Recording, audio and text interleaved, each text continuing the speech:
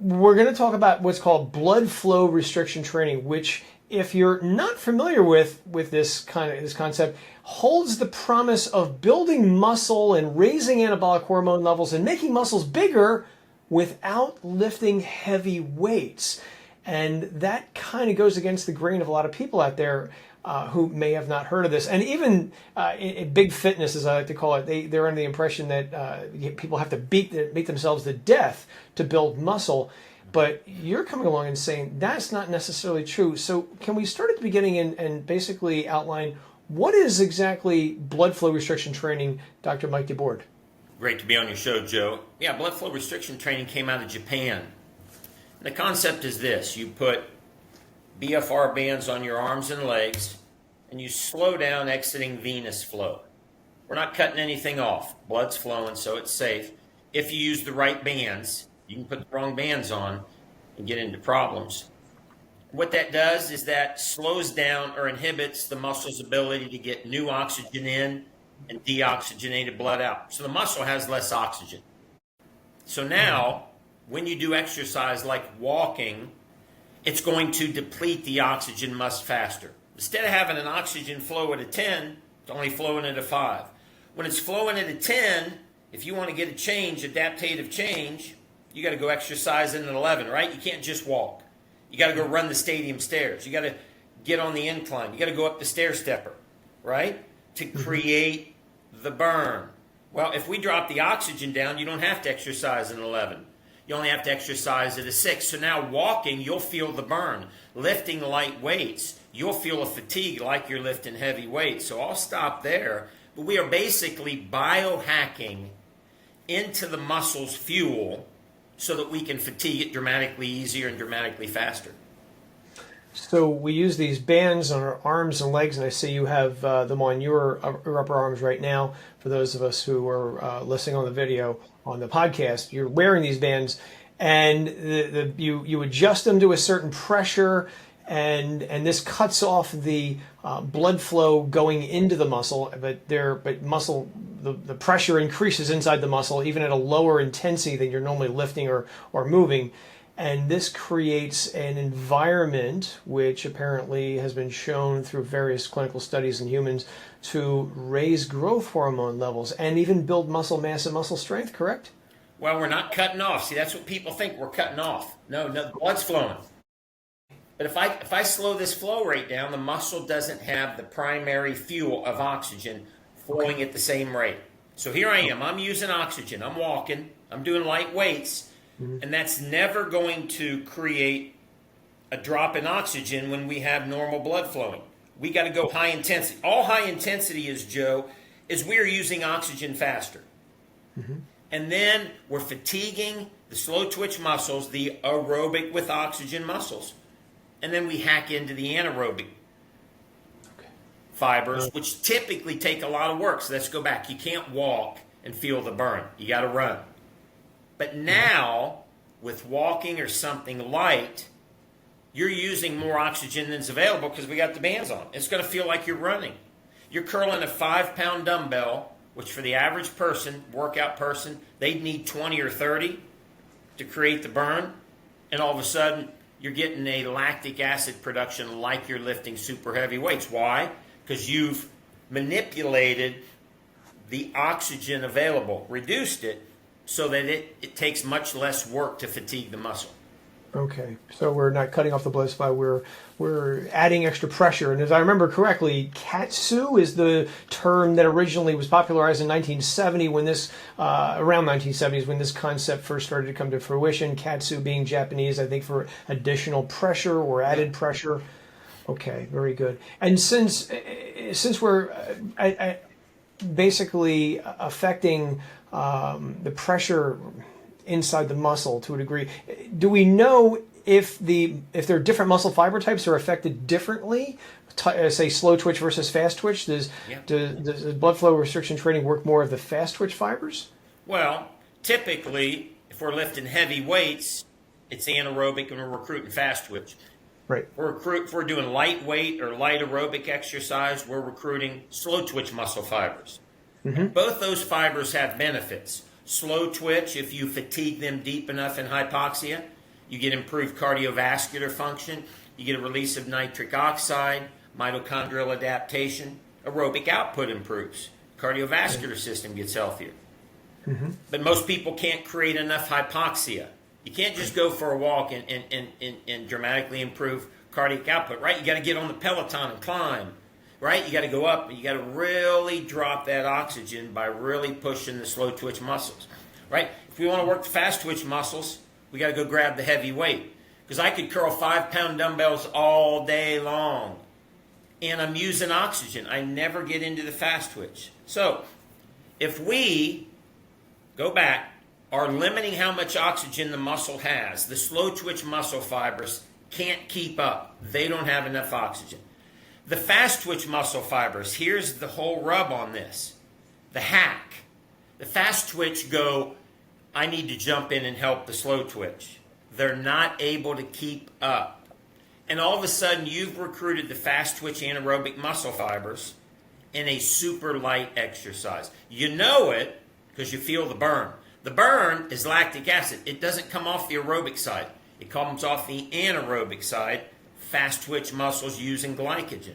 So now, let's back up. You start off with something light. You fatigue the slow twitch muscle fibers deeper than is usually possible. So you get an aerobic benefit. You're 1 minute in, 30 seconds in, now you're crossing over to the fast twitch. Now you're producing lactic acid like you're lifting heavy weights. It's still a light weight. And if you produce enough lactic acid, you will release growth hormone, which now we've learned heavy weights is not what's causing growth hormone. It's not what's causing muscle growth. Heavy weights is recruiting fast twitch muscle fibers, which are creating a metabolic disturbance, which is the production of lactic acid and the lowering of pH. You feel the drop in pH. You feel the burn. That is the signal.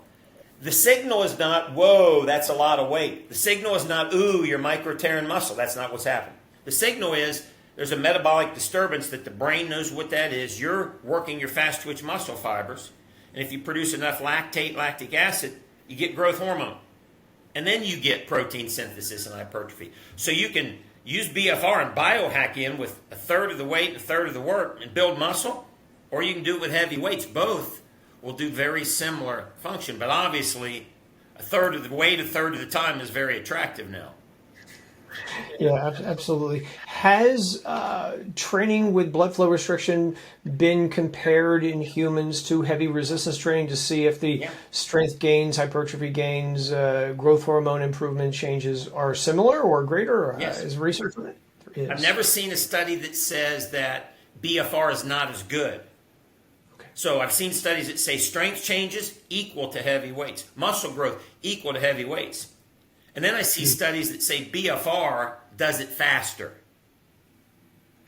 For a elite level bodybuilder, it's going to be similar.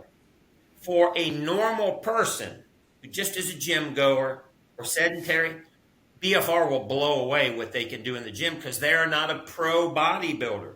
They're not an Olympic level lifter. They can't go in the gym and do the sets and required work with the 70% 1 rep max weight, right? The heavy weight. Right. So for the 98% of us that are not the pros, this is not only easier and faster, it's better results.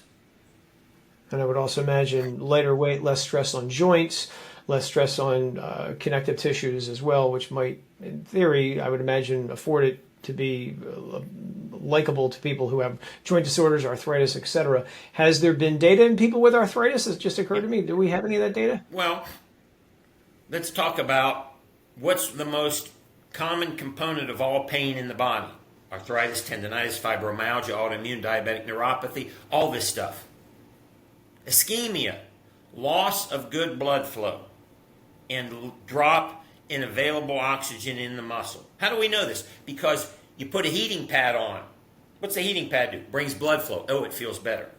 Somebody massages you. They bring blood flow. It feels better. Somebody does dry needling. They bring energy. It feels better. You have one of these systems in your body. It's called nitric oxide. Everybody hears about it. Take your beats. Here's what they probably don't know. Nitric oxide sitting right in the endothelial lining of your arteries. Right. When you create enough hypoxia or drop in oxygen on the slow twitch muscle fibers, do enough cardio, the body releases nitric oxide. Why would it do that? It's going to thin the blood and open the blood vessels to get the oxygen there quicker. So if I'm getting oxygen and blood here quicker, I'm getting it quicker in my sore shoulder, I'm getting it quicker in my bad neck, I'm getting it quicker in my fibromyalgia. And the pain results have been beyond amazing.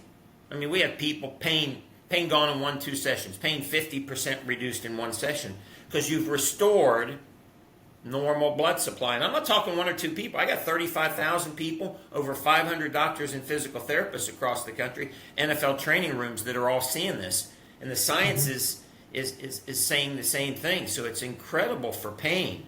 That doesn't mean it's going to eliminate it, but it's very common for somebody to say, wow. But think about it. When you go in the gym and you get that runner's high, does anything hurt? No, you're all buzzed. Right? You go in the gym, you get the gym buzz, right? Feel like you could run through a wall. We're duplicating that same thing. So these are the body's natural systems that many people are already experiencing. We're just biohacking into them.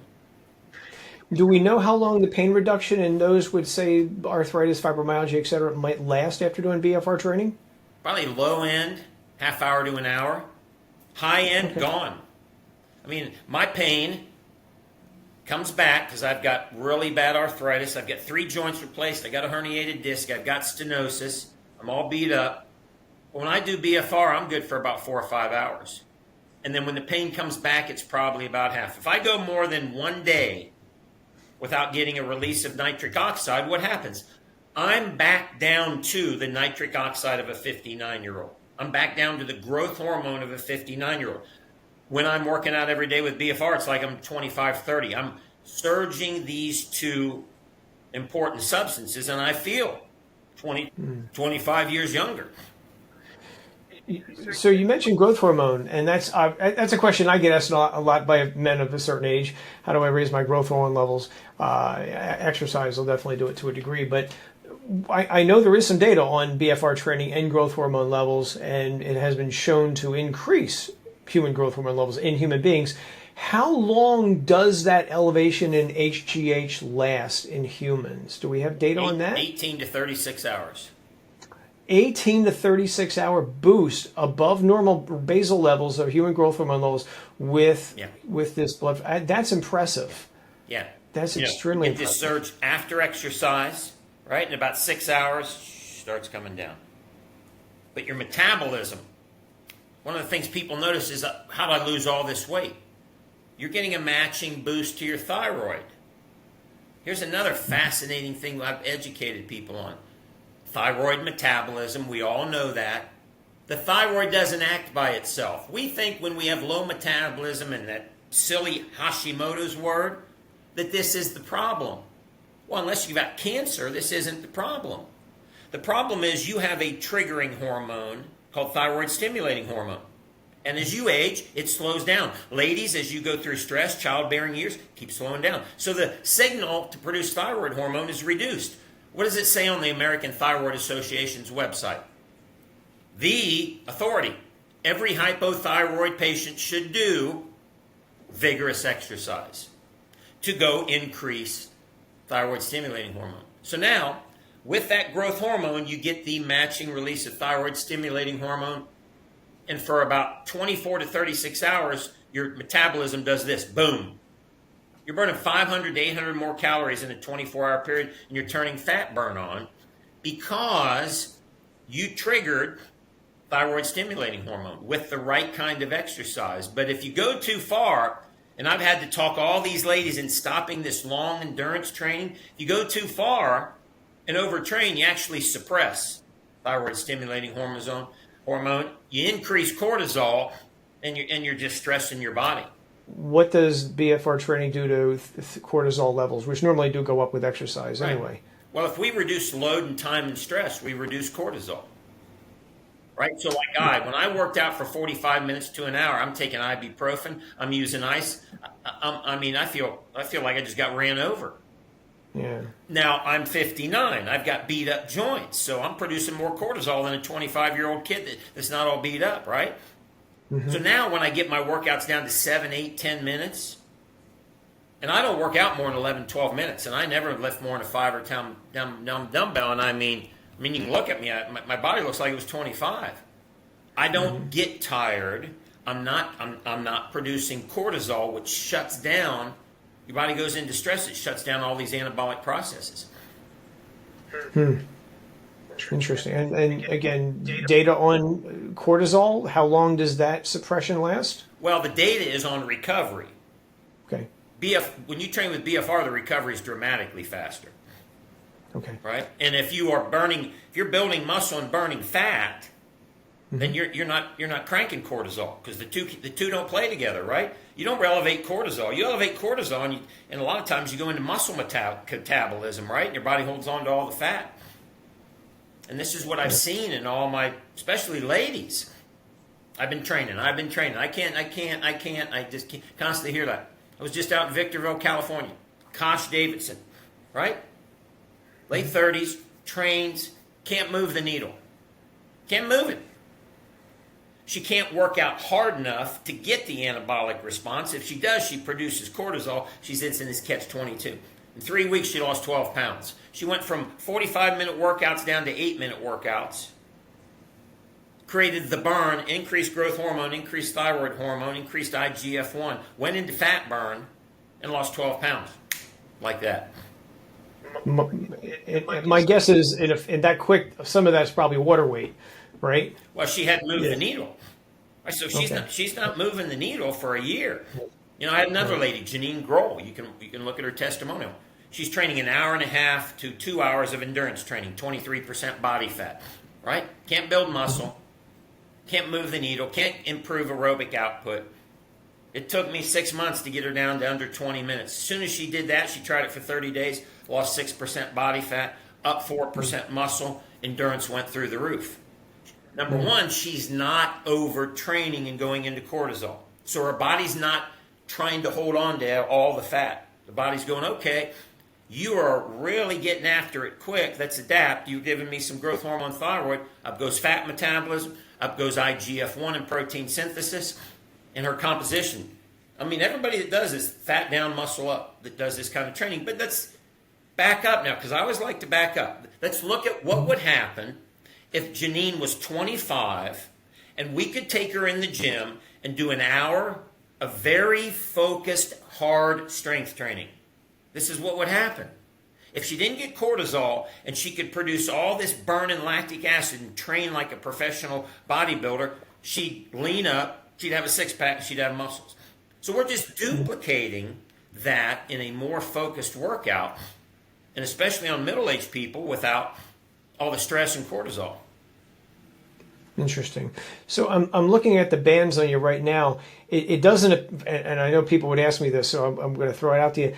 It doesn't look like they're made of latex, because bands, everybody's got latex issues these days. What are the bands made of, and how do you use them? No, they're not latex. Several different materials: Velcro, nylon, neoprene. Okay. So first of all, our bands are the only ones that are multiple air chamber. Okay. Why is that important? Well, let me show you. When we blow up the B3 bands, you can see those little chambers there. Right. That way, it's not a tourniquet like every other band that completely squeezes. You put a tourniquet on and you go too tight, you're going to cut off blood flow. But more important than that, it's not going to be comfortable. Most of these bands, these $39, $49 bands, these rigid bands, outside of the bodybuilders, the average person is not going to work out in these. They are very uncomfortable. Okay? So these are flexible and have multiple air chambers. So we just put the loop through, slide it up our arm, snug it down, hook the pump up. The number to pump up to is on the band. Pump up to 200, I'm ready to go. Okay, so this band's pumped up. What's happening? I put an impedance in place. There's a little impedance. So this blood flow is just slowed down a little bit. Right? Now, when I start exercising, it's going to increase. So people say, oh, you can't do that. Well, wait a second. There's more blood flow during BFR than there is at rest. So I didn't stop anything. It's just not as much as if I didn't have the band, right? So 5 liters per minute at rest, 15 to 20 at vigorous exercise, probably about 10 with BFR. I got more blood flow moving during a BFR session than I do at rest. Hence, if you do it correctly, nobody nobody's getting hurt with these things when you do the correct ones. Clots, heart attacks. I mean, it just isn't happening. And there's millions of people around the world now that are doing this. It's been going on for 30 years in Japan, and the safety studies, and we've conducted our own, show that it's safe when you do it the correct way. So how do you know how much to pump it up with? I noticed you had one of those little... There's a number right on the pull tab there. And we teach you, go ahead, start at the starting number, okay? Okay. And as you're exercising, if you don't feel the fatigue within a certain amount of time, like me, it's going to take more than 200. I work out at 275, but I learned that over about 1 or 2 sessions. I can pump this up to 400. It's just going to be a little tight. It's still going to be flowing. So we want to keep the comfort, right? But we want to be able to drop oxygen enough. So bring the oxygen down, use a matching exercise to get right here. Here's all we're doing. We're tipping the scale on oxygen. Boom. We're using more oxygen than it's flowing. We're in the sweet spot, and it happens. I can go 30 seconds. Most people 30 seconds into first set or on the bike, they're burning. It's like they've already been working out 30 minutes. How long? So does the pressure? My guess is I think I already know the answer to this, but the pressure in the bands stays constant until you remove the Velcro strap, and then it deflates. Well, the pressure I put in this band stays consistent, but my arm is changing sizes. It's getting pumped up. I mean, there's a dynamic process going on here. So I guess what I'm asking is kind of like a bike tire. With my bike, every so often I got to pump my bike tires up because they lose air. Is the same thing with the bands. I pump it up to 200 psi and it stays 200 psi for a period of time, and then I have to periodically reinflate it? No, not during exercise, no. Once you find your number, you exercise. When you're done, push a little tip in, let the air out. I'm done. Be that quick. Okay. My bands are on in 30 seconds, 60 seconds, my bands are on my arms, I'm ready to go. Just that quick. How long do you leave these things on your arms and legs? All day or an hour or just during exercise? Can you go to the supermarket and wear these things? You can, but you're not going to. When you use them correctly and get into the burn, it's going to be fast. You can't get in these and get on the elliptical and create the burn and keep going unless you back off. You get on the elliptical and you step on the gas at 3 minutes, you're done. You're cooked. There's nothing left. You're failing. Yeah. So if I do bicep curls, right? 3 sets. First set, I get a pretty good burn. Take a break. Only 20 seconds. Second set, I'm not getting 30. I'm probably getting about 15. Third set, I'm struggling to get 10. I'm cooked. So I'm tapping into the glycogen reservoir for the fast twitch muscle fibers. Right. When somebody uses these bands for the very first time, is there any effect they have the next day of, say, DOMS, delayed muscle soreness, where they feel sore the next day? First time, maybe. Second time, rare. After that, I build muscle, I build strength, and I can't remember. It's probably been since the first time I used BFR. I can go until I almost pass out, and I'm not going to be sore. Your body's interesting.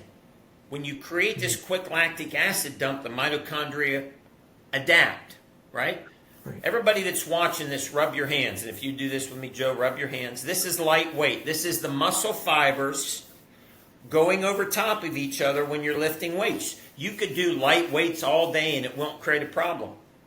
I got a little secret for everyone. You don't micro tear muscle. You micro tear muscle, you're going to feel it right now. Okay? Now, rub your hands hard together, everyone. That's weight. We're putting weight in there and the fibers are grinding. What's going to happen if you do that? You're going to get an inflammatory response. And you might even get a blister, but the blister doesn't really feel it today, but you wake up tomorrow, the blister is all inflamed. When you lift heavy weights, you're creating a post-exercise inflammatory response from grinding the fibers. BFR doesn't do that.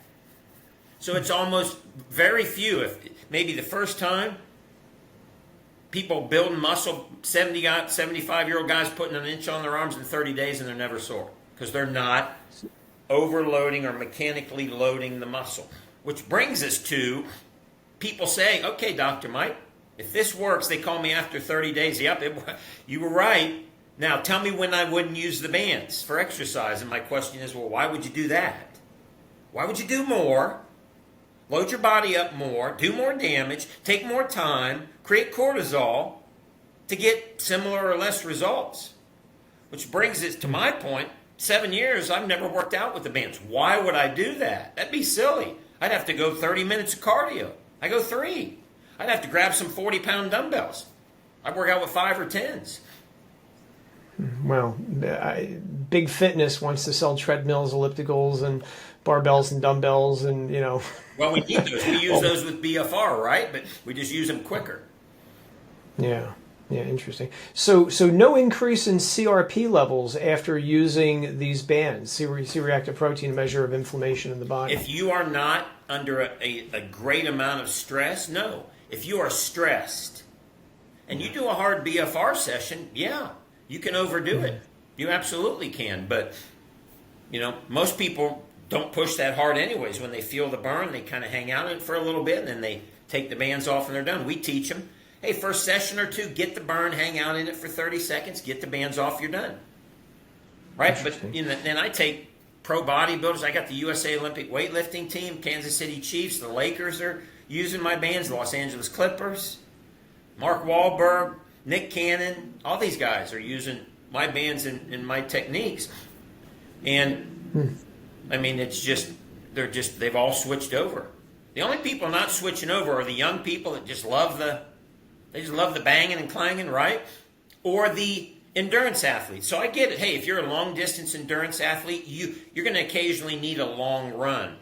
They might think they need 3 long runs for every short. What I teach them is, once they get used to BFR, they're probably only doing 1 long run a week.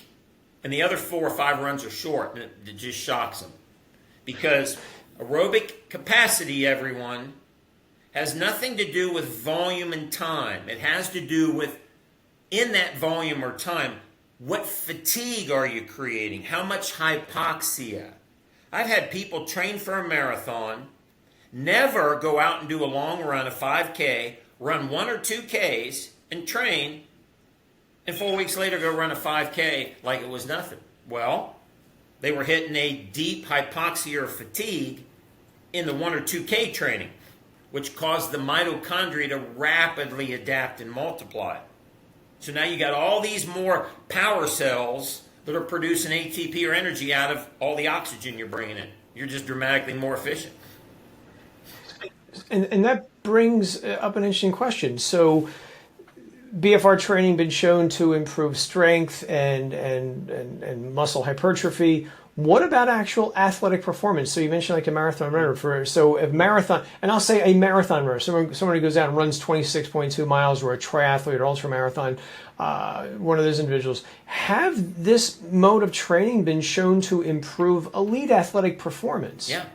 Well, here's my story. My left hip replacement 12 weeks, that's pretty good. My right one 5 weeks I was running. I mean, the doctor had never seen anything before. And we can go into that some other time. So then I put it on my son. My son's a 17-year-old football player. He runs a 4.6 240, pretty good. He's quarterback. They said, you want to play at the big level, you got to be a wide receiver. You're not quarterback, right? So we put the bands on him. He did his same training, Vertimax, all the speed drills with his trainer for 8 weeks. He went from running 19.2 to 21 miles per hour and went up to Ohio State and ran a 4.35. And I've got the camp card.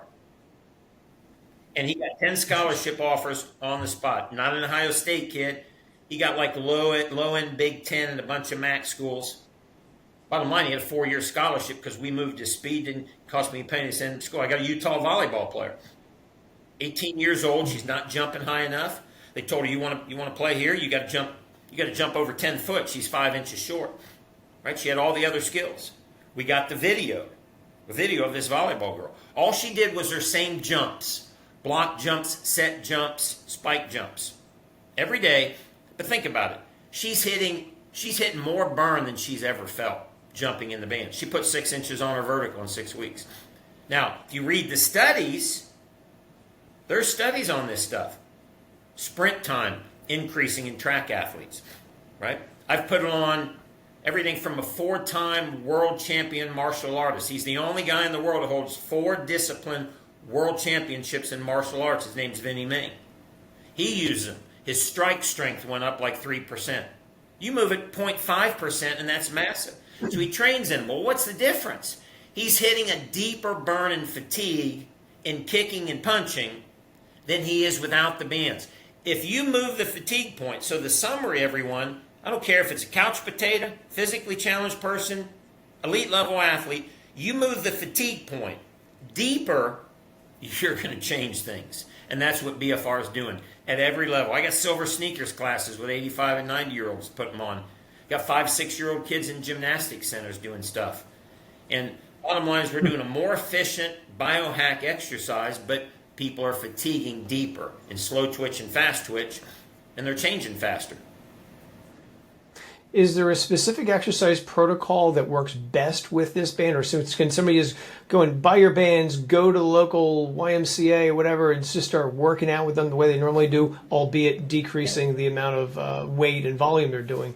Or is there some sort of a protocol, weight reps that you're recommending? Well, there's a protocol. If you're already doing normal weightlifting, right, we want you to reduce the weight to 30% of 1 rep max so you can get 30 reps on the first set. We want to start light, right? And then you shorten the rest. It's only 20, 30 seconds. You go into your second set, right?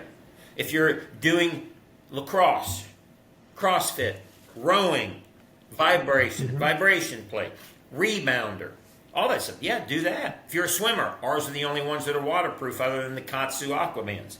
You can swim in ours. USA Olympic swim teams swimming in them. We have programs for the people who need assistance. We've got over 50 different workout videos that you can follow along with. So what I tell people is do something you like to do, because if you like it, you're going to keep doing it after 30 days and you're going to make it a habit. So if you don't like traditional weightlifting but you like your vibration plate, put them on and get on the vibration plate. You're going to feel a way faster and deeper burn. We provide coaching to everyone, Joe. Everybody that buys a set of our bands gets 30 days free coaching. If they become a member, which is only $49, we coach them for a whole year. So our people have tons of support, libraries. We did a live call last night with about 70 people, all seniors. We did a seniors call last night. So we do live calls to address different issues. We've got coaches that provide all the workout programs, and we've got video libraries. And finally, we're the only one doing this. We have a mobile app on our phone with all the workout videos. I mean, we've got a massive video library here for people to do follow-along workouts. Has anybody done any papers on detraining effect after they stop using the bands? How long does it take for strength to start to decline power? Power tends to decline a little faster than strength, even hypertrophy. Do we know how long the effects last for someone who says, I'm not going to take them on vacation with me. I'm going to go on my vacation or wherever, and I'm just not going to work out. Is there a detraining effect? Does it happen quicker, slower after using? The human body's going to detrain regardless what level you train at. It's going to detrain. Right. We're not supposed to exercise for a month, everyone. We're supposed to exercise 5 days a week for our entire life. Right? You're supposed to get aerobic training. You're supposed to get strength training. Right? You are supposed to do this. This is how you thrive, so that you're not 60 years old and dealing with insulin resistance and high blood pressure and brain degeneration. And, you're not with one foot in the grave. You should be. Everybody should be vibrant. 80 years old, you should be thriving. But you got to do a lot of smart things. One of them is you got to maintain vigorous exercise levels. No doubt about it. I'm a big fan of aging and exercise. I was literally telling somebody recently about my favorite study of people in a nursing home. One exercise, they're 174% stronger after 1 month. What's the oldest you've used these bands with? Me, 90. There's people in Japan over 100 years old been doing it for 20 years. If a person can exercise, they can sit down and stand up, they can get into a squat, they can sit in a chair and do this, we can put the bands on. So, we've got quadriplegics, Parkinson's people in wheelchairs. Now look, everyone, we're not taking these people in the gym and working them out, killing them. We're just doing something light. I have ladies, this is all we do. Squeeze. 10, take a break. 10, they go, oh, there's the burn. We're done at 2 sets of light. We teach them that. We're done for today. Get a little fatigue, okay? Tomorrow, right? We might just have them get into a position like this, right? They'll just get into a squat position and hold. Maybe they'll balance themselves. So give me 30 seconds, take a break. Give me 30 more, feel the burn. Yep, we're done. So, I mean, we can start people on this easy stuff. And I have stories of people, just getting their life back from being disabled. But again, I go back to, we are not doing anything foreign to the body. There's no surprise here of what's happening. The body responds to exercise, period. It always has. So we haven't created a different response. We just biohacked into how do we get the response. We've just figured out a way. It's like, remember we used to fly New York to LA, we had to stop in Chicago, right? Well, now there's a direct flight. Which one do you want? You want to go stop in Chicago or you want to just go straight? We got a new direct flight to exercise, a new biohack. It's like a quantum leap forward in exercise. If it wasn't, why is every NFL, MLB, MLS, and NBA training room doing this?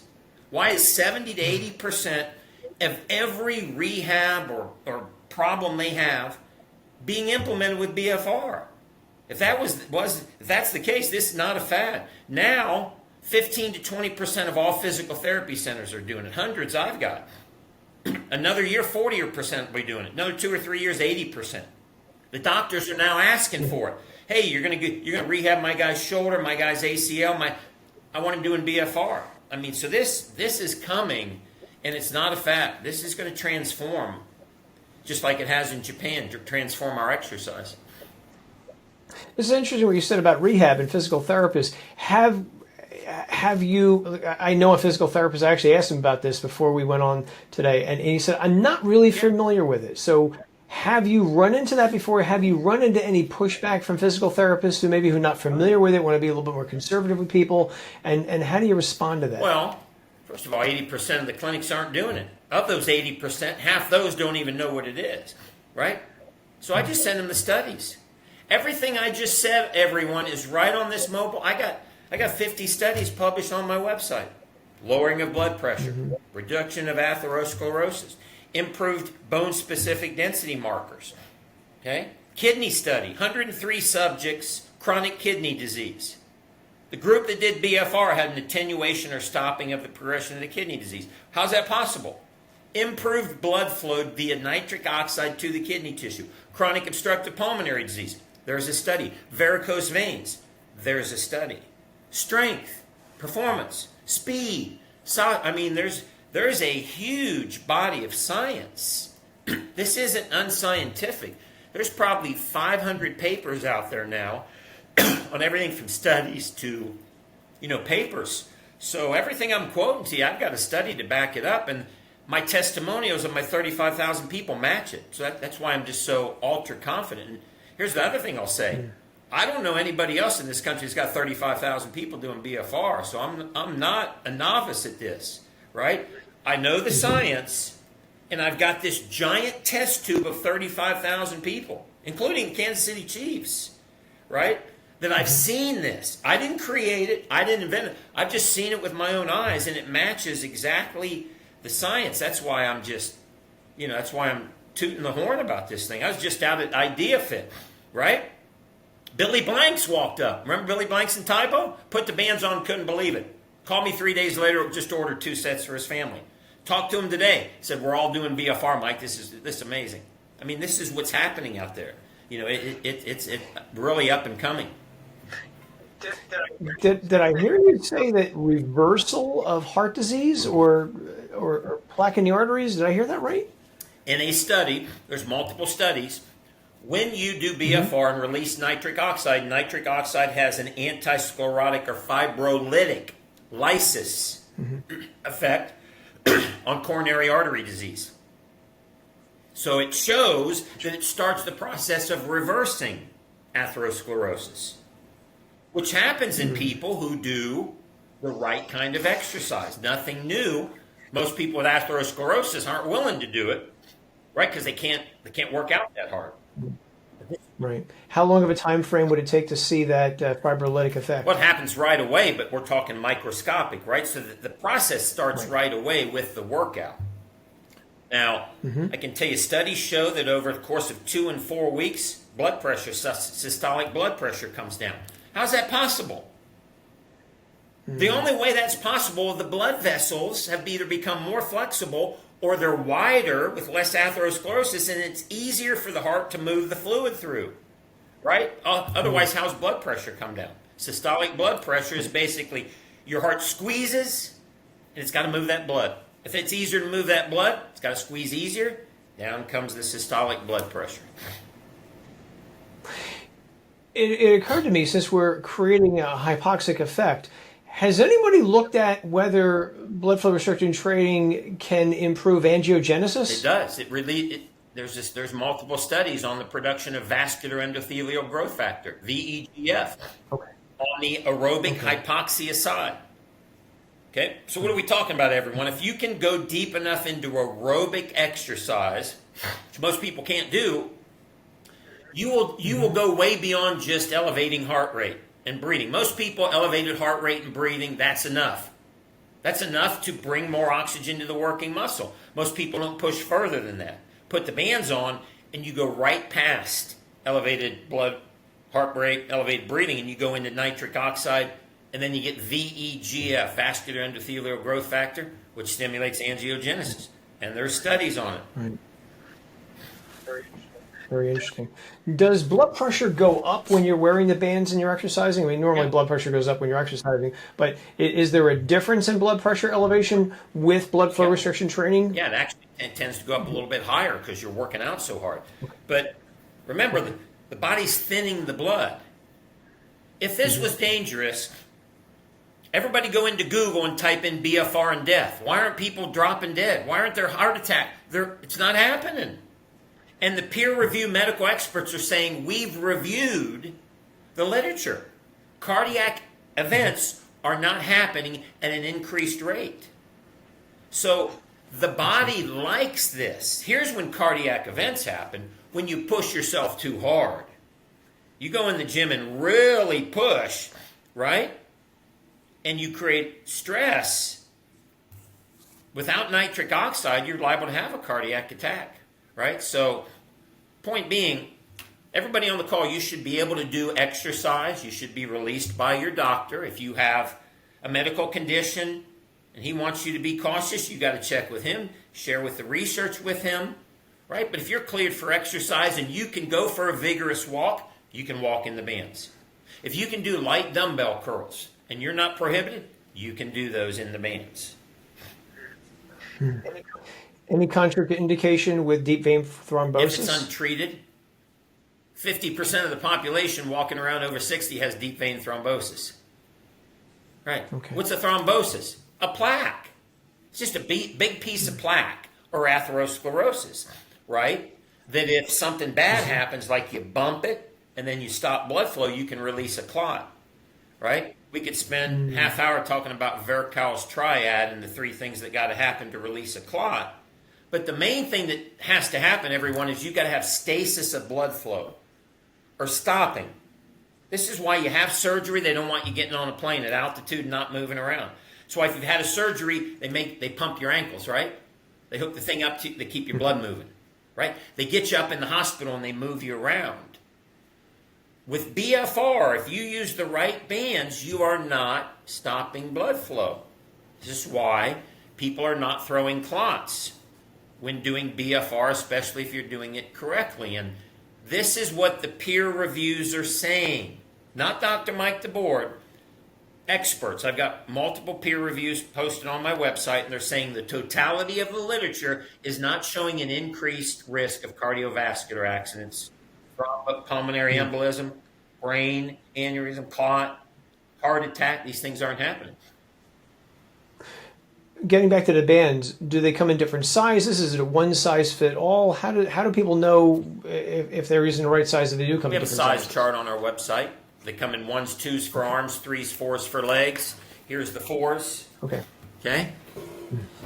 Just show everybody real quick. I'll slap a number 4 band on here. Great. Just goes right here. Look how quick this is. I slide it around the upper thigh. I put it through the loop. I get it snug. Snug is I slide up, down, skin moves with it. We teach you this. Hook up the pump. Here I go. Boom. Pump this up to 300. I'm ready to go. I've got a little pressure there. Okay, it's not super constrictive. I can go up and down. I'm ready to go. I can go do any exercise. So 200 for upper body, 300 for lower body for legs. Well, our smallest band's 150. Next band's 200. These small leg band 250. Okay. Big leg band 300. Okay. We even have size 5 bands for over 32-inch thighs. Goes up to 40-inch sumo thighs, or overweight people. You'd pump those up to 350. Right. And for those who are listening on the podcast, you put those bands over your pants. So this is not something where you walk into the gym, you got to take your shorts off in order to put it on the skin. You can do it on the skin. So, it's more comfortable over clothing, but you can do it right on the skin too. It's a neoprene material. I like it over a little clothing. Right? Then when you're done, you want somebody else to use them, these alcohol wipe them. These are the only ones you can alcohol wipe because they're neoprene. Nice. Right? These are washable. You throw them in the washer on the gentle cycle or just soak them. You can swim in them. They last. They come with a 12-month warranty. I mean, they last you years. The quality on these is incredible. Our manufacturing team, Sean and Jim, just did an awesome job. It took them 4 or 5 years to really get these dialed in. Made in America? Made in America. Nice. The one group actually jumps to mind when I think about this, because these bands don't weigh a lot. And has anybody taken these up onto the International Space Station and slapped them onto astronauts? Because muscle loss is huge in zero gravity. And if NASA wants to go to Mars by, 2030, 2035, huge muscle loss. We saw that from the twin study where, again, they work out, I think, 2 hours a day on the space station with this giant, if anybody's never seen it before, just go on YouTube, type in, International Space Station exercise, and you will see the giant contraption that they're working out in. Uses pneumatic pistons and stuff. Has anybody taken this into space is my question. I haven't heard. I haven't heard if they have or not at that level. I would think that would be a genius thing to do, because the payload price for these things to launch them into orbit is not a lot. They don't weigh much. A couple ounces. Okay, so that might be homework for you to do. Get in touch with NASA and maybe do a study on this. I'm intrigued. I think space medicine is fascinating. We do change in outer space, but in theory, this theory could revolutionize exercise in outer space. I mean, it's going to take 9 months to go to Mars. So I don't know, just something to throw out to you if it hasn't occurred to you or anybody else. This has been really interesting, Mike Debord. I really appreciate your time talking about this. Is there anything else you want people to know about blood flow restriction training? I'm assuming. Oh, one more question before I even let you go here. So people are obviously going to be intrigued by this, and I am as well. I'm definitely going to read more of the studies now. For the person who's in the gym, they encounter maybe a personal trainer who has these things, because I do know some personal trainers have heard of this. Is there any questions they should be asking the personal trainer before they let them just go slap these things on them? Is there any safety things that they should be aware of? Just ask the trainer, tell me about them. What's your experience with them? You have some clients using them. What have they experienced? Right? Or just go to our website, b3sciences.com. That's where you go. B3, letter B, number 3, wordsciences.com. Do your own research. I've got videos, studies. You can spend hours on there. Go spend a couple hours. Do your own research. Then go outside my research and go type in BFR on Google and read some stuff. It's all out there. But, we're the leader. You want to go right to the source, right? We have a 30-day money-back guarantee. Nobody's doing that, right? We got free coaching. Nobody's doing that. We've got this entire system to bring you in, help you get started. If you don't love it, get your money back and get people results. That's why, we're growing so fast is... we educate people with our mobile app, get them in, coach them, get them results.